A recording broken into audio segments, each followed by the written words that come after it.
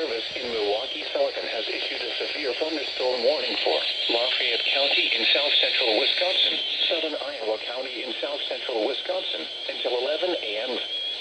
At 10:16 a.m., severe thunderstorms were located along a line extending from 7 miles east of Dodgeville to 6 miles south of Mineral Point to Benton, moving east at 50 miles an hour.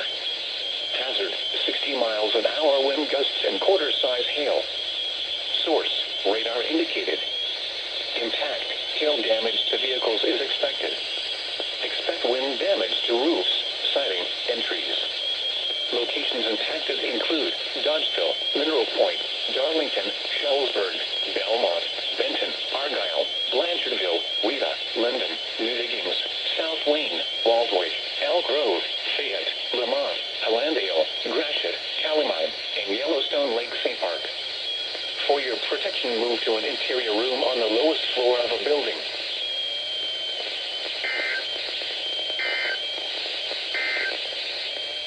This is the